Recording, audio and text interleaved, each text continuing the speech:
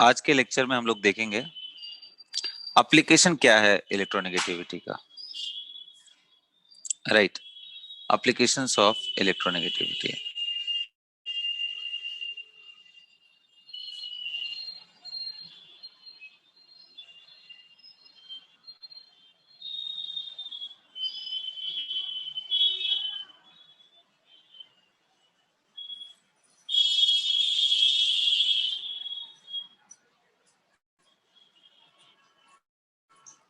Right,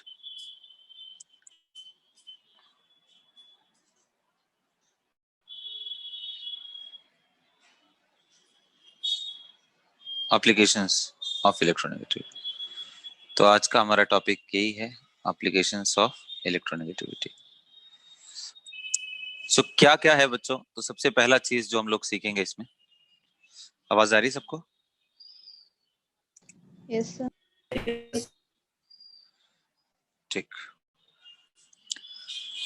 तो जो सबसे पहली चीज हम लोग को इसमें सीखना है वो ये है कि ऑक्साइड का एसिडिक एंड बेसिक स्ट्रेंथ।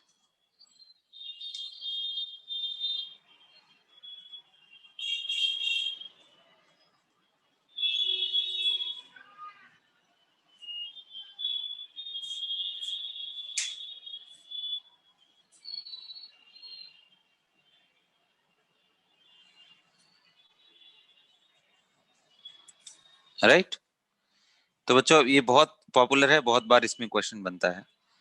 तो एक चीज ध्यान रखो बच्चों, जैसे मान लो मैंने कुछ एग्जांपल ले लिया, ठीक है। जैसे मान लो मैंने सोडियम ऑक्साइड ले लिया, फिर मैंने मैग्नीशियम ऑक्साइड ले लिया, फिर मैंने एल्यूमिनियम ऑक्साइड ले लिया, फिर सिलिकॉन का ऑक्साइड ले लिया, फास्फोरस का ले लिया, ठीक है। उसी तरह से अगला आइटम कौन सा है फास्फोरस के बाद? सल्फर। और उसी तरह से बेटा मैंने, ठीक है, ये हमने पूरे कॉम्बिनेशन रखे हुए हैं। अगर मैं आपसे पूछूं कि इनमें कि आपको क्या लगता है एसिडिक एंड बेसिक स्ट्रेंथ में, तो एकदम बहुत ध्यान से याद रखना है, बहुत ध्यान से बच्चों। एसिडिक नेचर, या मैं सिंपल आपको बताता हूँ, पहले बेसिक समझ लो, उसका उल्टा एसिडिक होगा। बेसिक नेचर या basic strength, basic strength of oxide,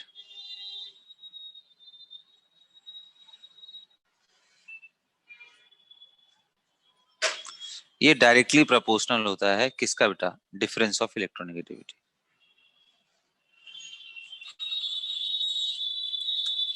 मतलब काई ए माइनस काई ओ, जो भी एलिमेंट एम लिया है आपने, जो भी एलिमेंट ए लिया है और ऑक्सीजन। एग्जाम्पल, अगर मैं पूछूं बच्चों डिफरेंस कहाँ पे इलेक्ट्रोनेगेटिविटी का ज्यादा है, बताओ। लेफ्ट से राइट जाते हो तो इलेक्ट्रोनेगेटिविटी बढ़ता है ना, बोलो। Yes sir. हमने देखा था कि भाई फैक्टर्स अफेक्टिंग इलेक्ट्रोनेगेटिविटी में हमने देखा था कि जेड स्टार है और साइज है, मेनली ये दोनों है। और ये दोनों तो चलो कोई कंपाउंड बना तब हम उनके बारे में सोचेंगे। उस हिसाब से अगर मैं सोचूं तो लेफ्ट से राइट, यानी अगर आप लिथियम से बेरिलियम, बेरिलियम से boron, carbon, nitrogen, oxygen, fluorine जा रहे हैं, तो ये इलेक्ट्रोनेगेटिविटी ऐसे ही। नीचे जा रहे हैं तो fluorine, chlorine, bromine, iodine, astatine, नीचे जा रहे हैं तो ऐसे, है ना। मेन ग्रुप में लगभग लगभग ऐसे ही फॉलो होता है। तो अब आप देखो तो सबसे ज्यादा इलेक्ट्रोनेगेटिविटी किस एलिमेंट का है बेटा? फ्लोरीन का। कितना था याद है ना आपको? 4। और ऑक्सीजन का कितना होता है? 3.5। क्लोरीन का कितना था? 3, याद हो तो। नाइट्रोजन का भी 3 था, उसके बाद 2.5 था। आपको ब्रोमीन का मैंने बोला था याद करने के लिए, किया है आपने? 2.9। हाँ, 2.8 क्या अप्रोक्स आप मान लो, 2.8, है ना। यस।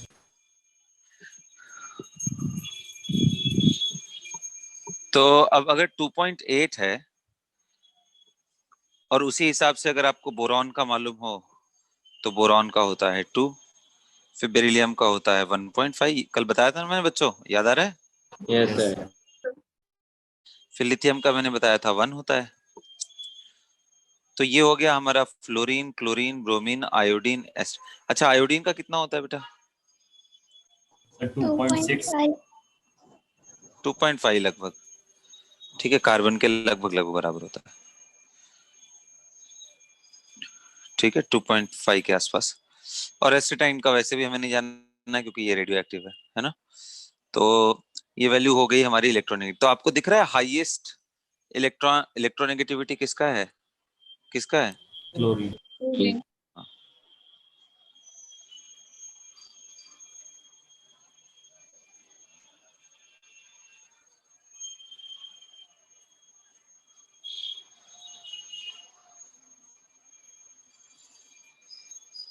फ्लोरीन।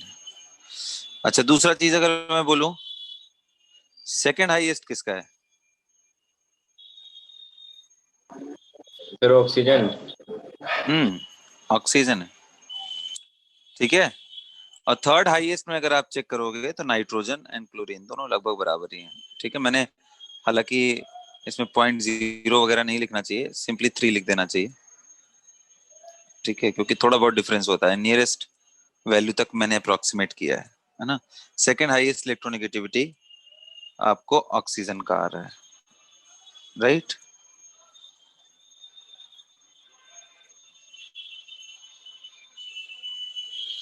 अच्छा एक तो ये मैंने जो अभी आपको समझाया ये बड़ा इंपॉर्टेंट पॉइंट है, ये जो मैंने अभी आपको बताया। अच्छा एक बात बताओ, इससे मिलता जुलता टर्म मैंने बताया था इलेक्ट्रॉन एफिनिटी भी। तो बेटा इलेक्ट्रॉन एफिनिटी किसका हाईएस्ट होता है? तो अगर आपको याद हो तो लेफ्ट से राइट में बहुत रेगुलर ऑर्डर नहीं था, याद है आपको? लिथियम, बेरिलियम का आपको याद है कि एफिनिटी ही नहीं था, और उसके बाद बोरॉन, उसके बाद कार्बन, उसके बाद नाइट्रोजन, इसका भी एफिनिटी नहीं था, फिर ऑक्सीजन और फिर फ्लोरीन, ये ऐसा था। तो मतलब लेकिन आपको याद होगा कि ये दोनों तो खैर रूट से ही बाहर हो गए, नियॉन भी रूट से, लिथियम इससे आगे था, और ये ऑर्डर ऐसा था। और अगर आपको याद हो बच्चों तो फ्लोरीन क्लोरीन का ऑर्डर ऐसे होना चाहिए था इलेक्ट्रॉन एफिनिटी का, लेकिन इलेक्ट्रॉनिक रिपल्सन के वजह से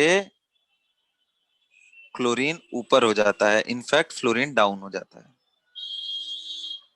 यही था ना। तो अगर हाईएस्ट इलेक्ट्रॉन एफिनिटी पूछा जाए तो किसका था हाईएस्ट इलेक्ट्रॉन एफिनिटी? तो आंसर है फ्लोरीन नहीं, क्लोरीन। किसका? क्लोरीन।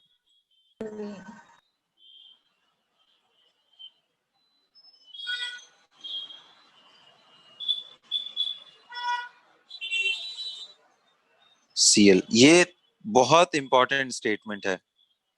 तो हाईएस्ट इलेक्ट्रोनेगेटिविटी फ्लोरीन, और जबकि इलेक्ट्रॉन एफिनिटी क्लोरीन। ऐसा क्यों है? क्योंकि फ्लोरीन का साइज छोटा होने की वजह से जब हम फ्री इलेक्ट्रॉन इसमें डालते हैं तो ऑलरेडी इसके पास 7 इलेक्ट्रॉन है, जिससे इलेक्ट्रॉनिक रिपल्शन होता है। तो जितना एनर्जी रिलीज होना चाहिए उतना ना होकर के थोड़ा कम होता है, इस वजह से ये थोड़ा नीचे आ जाता है। यही था ना बच्चों, याद आ रहा है? यस। तो ये बात ध्यान रखना, ये इस पे भी बड़ा क्वेश्चन बनता है, अगर आप सॉल्व कर रहे होगे तो आपको इस तरह के भी क्वेश्चंस बहुत सारे मिले होंगे। खैर, तो मैंने ये देखा कि भाई इस तरह से वेरिएशन हो रहा है इलेक्ट्रोनेगेटिविटी का, उसी तरीके से आप बात करोगे तो उसके नीचे वालों का भी उसी तरीके से होगा। तो अगर मैं पूछूं कि इनमें भाई आपको क्या लगता है, सोडियम मैग्नीशियम में, तो बेसिक स्ट्रेंथ का ऑर्डर क्या आएगा? बोलिए।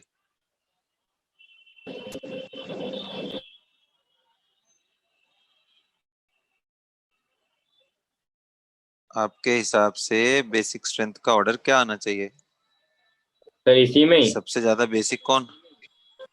हाँ जो मैंने आपको दिया हुआ है, मतलब क्वेश्चन कौन क्लोरीन। सा दिया है? सो, सोडियम और ये सब दिया है ना मैंने क्वेश्चन में। क्वेश्चन तो मेरा ये था ना कि इनमें आपको क्या लगता है एसिडिक बेसिक ऑर्डर किसका ज्यादा होगा? तो बताओ। ऑक्सीजन सेकंड हाईएस्ट इलेक्ट्रोनेगेटिविटी है ना बेटा, यस। 3.5।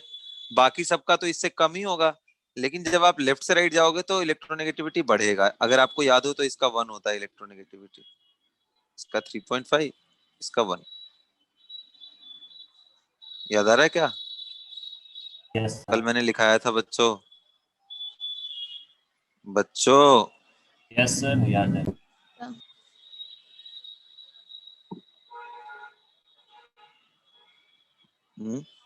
याद है ना सबको? तो सोडियम का कितना था? 1। इसका 3.5 इलेक्ट्रोनेगेटिविटी वैल्यू मैं बता रहा हूँ। यहाँ कितना था बेटा? 1 पॉइंट, बोलो। 1.2। 1.2 था। Yes sir. Hmm yes sir. इसका कितना था? 1.5। इसका 0.8। 1.8।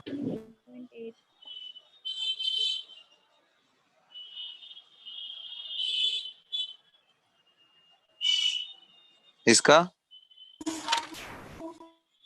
2.1। 2.1।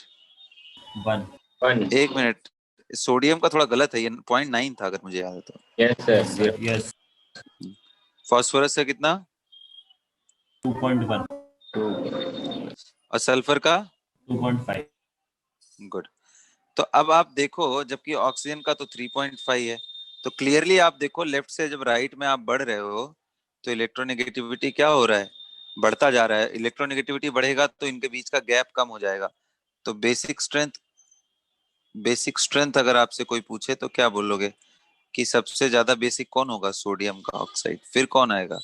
मैग्नीशियम। फिर कौन आएगा? समझ में आ रहा है? यस। अगर कोई पूछे सबसे ज्यादा एसिडिक इसमें कौन है भाई, तो बेसिक और एसिडिक एक दूसरे का उल्टा होता है ना बेटा। अगर कोई चीज बेस अच्छा है तो एसिड खराब होगा, है ना? Yes. तो एसिडिक स्ट्रेंथ में क्या आएगा? रिलेटिव ऑर्डर, अगर आप रिलेटिव ऑर्डर पूछोगे तो।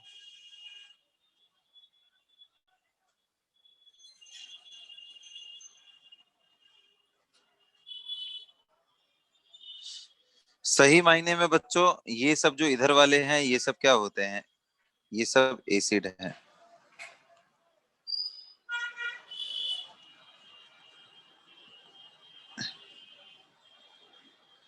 और जो इधर दोनों हैं स्टार्टिंग वाले, ये दोनों बेसिक होते हैं।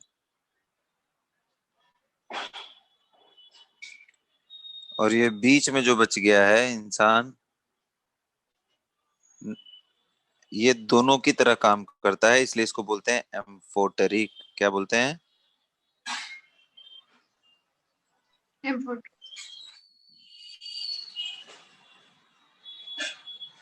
आप कहोगे सर एम्फोटेरिक का मतलब क्या है? जो कि एसिड के जैसा भी काम करे और बेस के जैसा भी काम करे। समझ में आया बात? अब इसका मतलब मैं आपको थोड़ा सा समझा दे रहा हूँ कि बच्चों Al2O3 दोनों से ही रिएक्ट करता है, एसिड यानी अम्ल और बेस यानी क्षार दोनों से। कि अगर आप एसिड से रिएक्शन कराओ, जैसे मैं अगर आपको बोलूं कि बेटा HCl से रिएक्ट कराओ, तो ये बिल्कुल AlCl3 बना देगा। ठीक है, यहाँ पे एसिड से भी रिएक्ट कर रहा है। और Al2O3 अगर मैं NaOH के साथ रिएक्शन कराऊं तो भी करता है बेटा। क्या बनता है? NaAlOH4। कुछ लोग इसको ऐसा भी लिखते हैं, NaAlO2, ठीक है, .2H2 ऐसा भी लिखते हैं। जबकि ये करेक्ट रिप्रेजेंटेशन नहीं है, ये करेक्ट है। तो कोई बात नहीं, कभी कभी पुरानी किताबों में आपको इस तरह का भी मिलेगा, तो घबराना नहीं है उससे। समझ में आ रहा है बात? Yes sir. तो यस क्या सर। समझ में आया कि दोनों से ही रिएक्ट करता है? तो note, amphoteric compound reacts with both strong acid as well as strong base, दोनों से रिएक्शन करता है।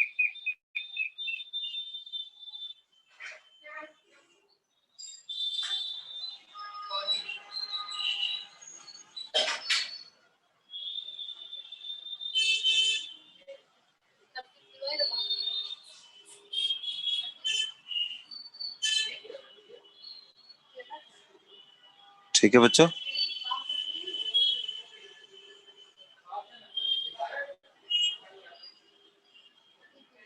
है ना बच्चों?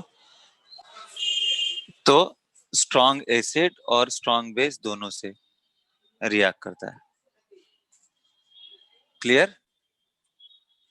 यस। है ना? तो ये ध्यान रखना है। और जबकि जो जो बेस है, प्योर बेस है बेटा, वो बेस से रिएक्ट नहीं करेगा। मतलब जैसे Na2O है, आप उसको MgO लिख दो उसके साथ तो कोई रिएक्शन नहीं होगा। उसी तरीके से एक अच्छा एसिड दूसरे एसिड से रिएक्ट नहीं करता है।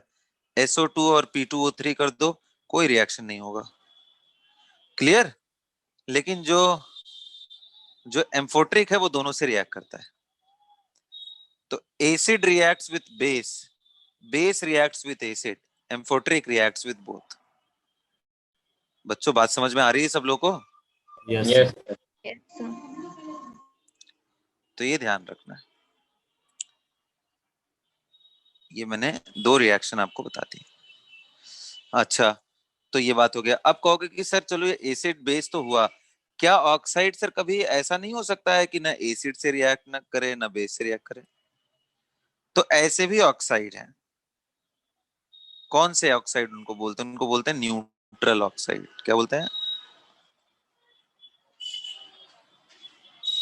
क्या बोलते हैं बच्चों? Neutral neutral oxide. oxide. Oxide which does not react with acid, which neither react with acid nor with base.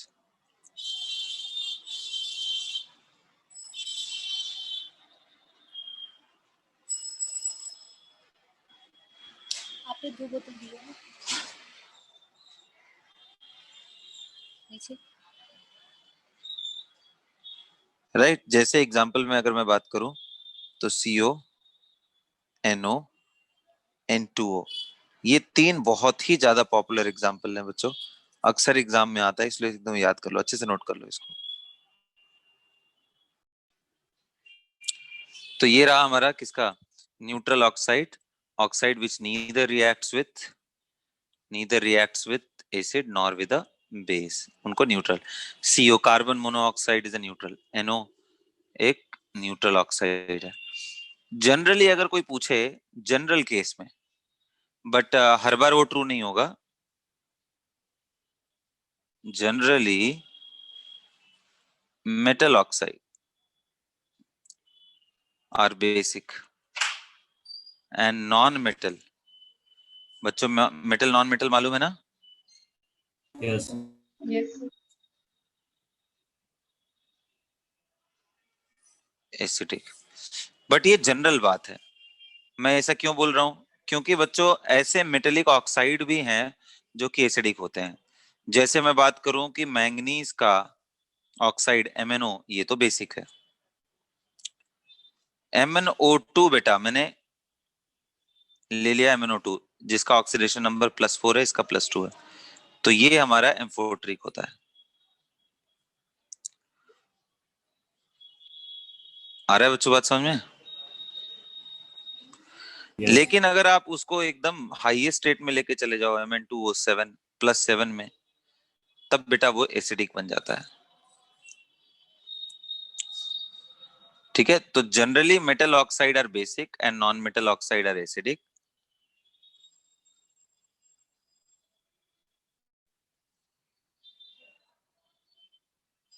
लेकिन इसमें कुछ चीजें हैं। But metals with higher oxidation, in very high oxidation state,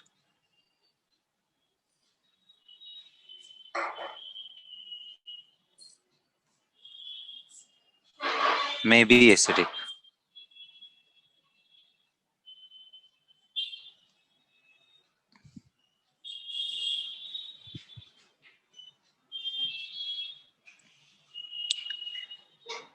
Right? So metal oxide in which metal is in high oxidation state may be acidic.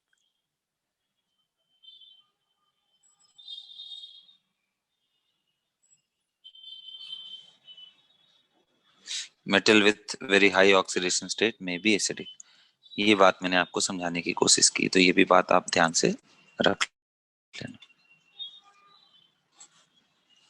Clear हो गया बच्चों? बोलिए।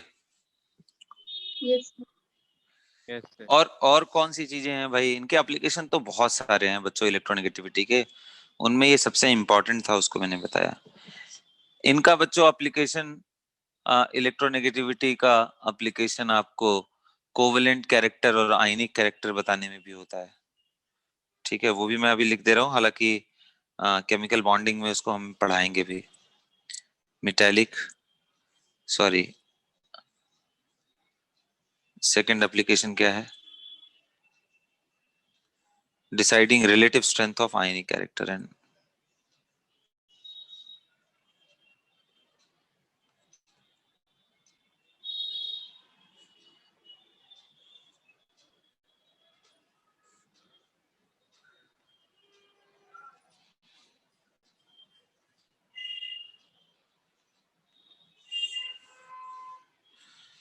deciding relative strength of ionic characteristics या ionic character।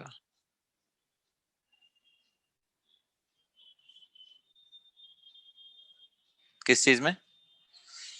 तो जैसे मान लो हमने 2-3 ionic compound ले लिया, जैसे मान लो NaCl ले लिया बेटा, MgCl2 ले लिया, AlCl3। अब मैं पूछूं कि बेटा इसमें ज्यादा आयनिक कौन है? अब बड़ा अजीब लग रहा होगा सर, ये ज्यादा आयनिक कम आयनिक का मतलब क्या होता है? तो एक्चुअल में होता क्या है कि जब भी ये कंपाउंड फॉर्म होते हैं ना बेटा, NaCl में सोडियम +1 में है, जबकि क्लोरीन -1 में है। ये Na+ है, ये Cl-, और ये एक स्पीसीज नहीं, मैंने बताया था आपको कि ये क्लस्टर होता है ना, ऐसे चलता। क्योंकि चार्ज वाइज अगर बात किया जाए तो भाई ये चलते जाएंगे चलते जाएंगे चलते जाएंगे, राइट? ये रुकने वाले स्पीसीज में से नहीं है। तो हालांकि मैं पूरे की बात नहीं कर रहा हूं, मेरा कहने का मतलब ये है कि बेटा जो प्लस है और जो माइनस है, तो प्लस क्या करता है, माइनस यानी नेगेटिव आयन के, यानी एनायन के इलेक्ट्रॉन क्लाउड को अपनी तरफ खींचता है। तो जितना ज्यादा प्लस कर दो, ये +2 हो गया, साइज भी और छोटा हो गया इसका, क्योंकि +1 तो बच्चों बड़ा होता है ना। सोडियम और मैग्नीशियम में कौन छोटा है? मैग्नीशियम। हाँ जी। और ऊपर से डबल चार्ज भी है, तो और भी छोटा हो गया। तो छोटा होने की वजह से क्या करता है बच्चों, जो अपने पास क्लोरीन है उसके इलेक्ट्रॉन क्लाउड को ये डिस्टॉर्ट कर देता है, मतलब सीधा न रह करके उसको शेयरिंग करा लेता है। तो जब शेयरिंग करा लेगा तो हम बोलते हैं कि भाई शेयरिंग कहाँ होता है? कोवेलेंट मॉलिक्यूल्स में होता है। आ रहा है बात समझ में? शेयरिंग यस किस सर। जगह पे होता है? कोवेलेंट मॉलिक्यूल्स में। तो ये कोवेलेंट कैरेक्टर डेवलप कर रहा है।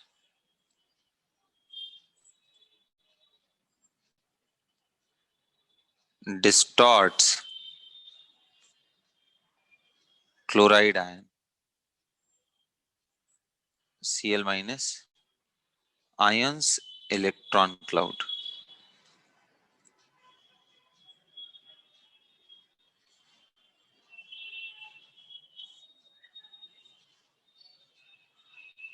राइट, इसके इलेक्ट्रॉन क्लाउड को डिस्टॉर्ट करेगा एंड फोर्सेड, और फोर्स करता है किस चीज के लिए? कोवेलेंसी के लिए।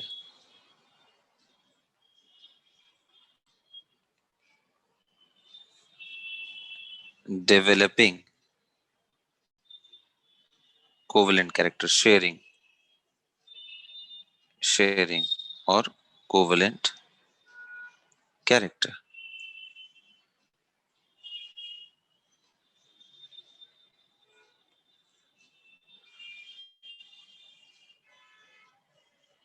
राइट, ये ऐसी हालत है।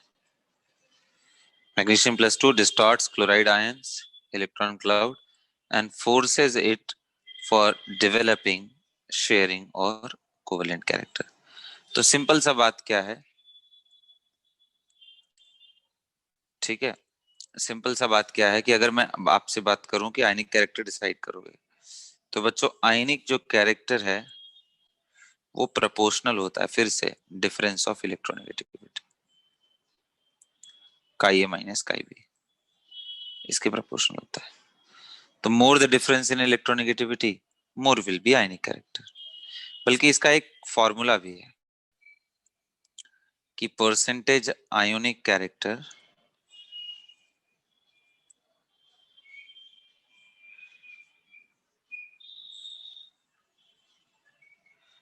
सिक्सटीन काई ए माइनस काई बी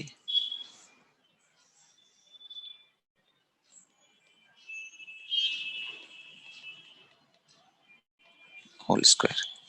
ये एक फॉर्मूला भी है, इसको हेनी स्मिथ इक्वेशन बोलते हैं, HANEY, हेनी स्मिथ इक्वेशन।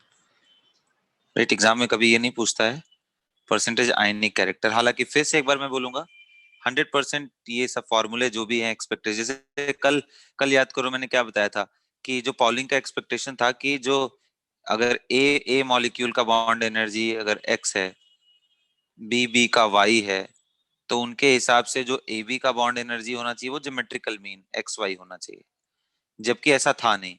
तो उन्होंने बोला कि ये इसलिए हो रहा है क्योंकि दोनों में इलेक्ट्रोनेगेटिविटी दोनों का अलग है। उसी तरीके से ये सारे फॉर्मूले डिराइव्ड हैं, इनका कोई ऑथेंटिसिटी नहीं है, लेकिन कभी कभी लोकल लेवल एग्जाम में इन पे बेस्ड कुछ क्वेश्चंस आ जाते हैं कि इस इक्वेशन के हिसाब से कितना आयनिक कैरेक्टर आएगा। जैसे अगर मैं आपसे पूछूं बच्चों कि बताइए इस इक्वेशन का यूज करके सीजियम फ्लोराइड में कितना आयनिक कैरेक्टर है, सीजियम फ्लोराइड में कितना आयनिक कैरेक्टर है। सबसे ज्यादा आयनिक कंपाउंड तो यही हुआ ना भाई, आप देखिए सबसे कम इलेक्ट्रोनेगेटिविटी किसका है पीरियोडिक टेबल में बच्चों? तो फ्रांसियम। सबसे सबसे हाँ, फ्रांसियम तो चलो रेडियो एक्टिव हो गया ना, मतलब नॉन रेडियो एक्टिव एलिमेंट्स में सीजियम हुआ है ना। Yes. और सबसे ज्यादा किसका हुआ, फ्लोरीन का हुआ। तो इनका आप निकालिएगा इस फॉर्मूले से यूज करके देखिएगा कितना आ रहा है, चेक करके मुझे कल आप रिपोर्ट करिएगा, ठीक है। सीजियम फ्लोराइड का जो एक्स क्या, है वो का लेंगे फ्लोरीन, क्या बेटा? जो एक्स है वो फ्लोरीन का लेंगे। किसी का ले लो, यहाँ तो मॉड लिखा है ना मैंने, मॉड ले लोगे तो चाहे कोई भी Yes. डिफरेंस करो तो पॉजिटिव ही आएगा ना। वैसे ज्यादा में से कम घटाओगे तो अच्छा है, यानी फ्लोरीन में से सीजियम को घटाओ,